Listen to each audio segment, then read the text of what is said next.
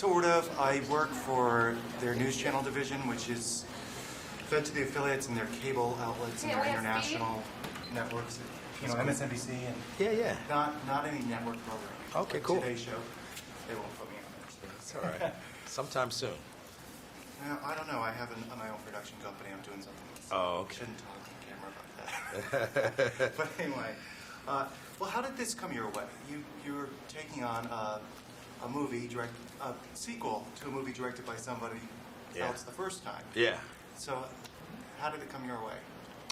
They called me. I was shooting a pilot in San Francisco with Danny Glover for CBS, and they called me and said, "Hey, we love your work. You want to take on this monster?" And I was like, "No, that's okay. Sorry, call me back." No, I knew that there was something special if I could figure out where I lived inside the barbershop. If there was a place for me to do my work, and it was a good opportunity because this cast is amazing. When did you see the original? Did you see I saw it in theaters. Okay, when it first came out? Oh, absolutely. What'd you think? I loved it for the character development. I thought they were three-dimensional people, and I'll go to any movie that really makes me laugh, maybe makes me cry. I think that's what the experience is all about. This one, there's a little more going on in this one. Yes. In the second one. Yes. More, sort of, I don't know if the right word, storyline, as far as the shop across the street. It's not a shop, it's almost a Walmart of Exactly right. shops. But that is different. That was the other and most important reason why I took the job, because when the producers pitched the movie to me, they pitched this idea because the script wasn't ready when I signed on. There were some pages, but it wasn't finished. And I thought that the idea was strong. The themes that the movie was interested in exploring were worth the time that people would spend with me in a dark room, letting me tell them a story. Well, everything about this movie and in the first one, it's real. It's very real. Yeah. That happens here in Los Angeles. They built the megaplexes and they put local shops out of business as well. So you read about that every day in the newspaper. I sort of have my own personal experience with it. I grew up in the Fillmore district of San Francisco, and where I used to live in a sort of a high-end housing project, I'll say. It was an apartment.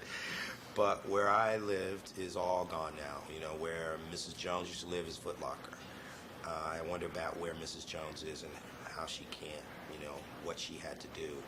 So I have a real personal sort of experience with that story. And also the riots that happened after Martin Luther King was assassinated happened in my neighborhood. And I was sitting in the window watching the National Guard roll by. And so when you see Barbershop and it references that moment, that's my experience. And I think as a director, it's my job to bring as much of myself to the dance as possible. Yeah, that was, you have the protecting the barbershop as well and making reference to that. But the choice cinematically was to tell it only from inside the barbershop. And so that's very aligned with the experience I had inside my bedroom window. It's hard, too, to have a hit movie or a very good movie from such a set that could almost be, this very well could easily be a Broadway play. Sure. To make it cinematic is a challenge. To really keep it alive and not feel like, oh, I'm watching a sitcom. That's kind of a fun challenge for me as a director. And I really want to open it up, give it the energy that it needs. It's a movie. People paying money to see this. Well, it also with the sequel to a movie that was, the original movie was word of mouth. Yes. A hit. Yes. Now that, you've got that built-in audience. Yep. So. Lucky. Good for me, huh? Yeah, I'm blessed by that. I'm blessed by the cast that Tim Story and Bob Tidal and George Tillman put together the first time. I'm blessed by the concepts that Mark Brown and Don Scott wrote. I'm blessed by all of those things that came before me. And, hey, I'll take it. Try to do something with it. We've been wrapped. Congratulations. Thank you. Everyone's been saying they enjoyed this.